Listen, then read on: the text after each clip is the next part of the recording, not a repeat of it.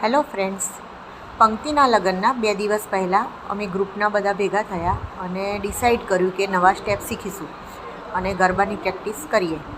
તો ભવ્યતાબેન અને અમી કહે છે કે ચલો હું તમને શીખવાની વાત તો એક બાજુ રહી, પણ જે મસ્તી કરી છે આ રેખા ભાભી તો મેઘાબેનને બોલે છે કે આટલું બધું બોલતા ને આવું આ રીતે બોલતા તો મેં પહેલી વાર જોયા.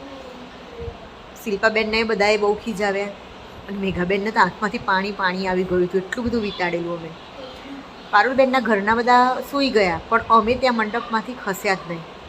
અને 1:15 વાગ્યો ને ત્યાં સુધી ગ્રુપના બધાએ ભેગા થઈ અને ગરબા પ્રેક્ટિસ એક બાજુ અને કોમેડી ચાલુ કરી દીધું.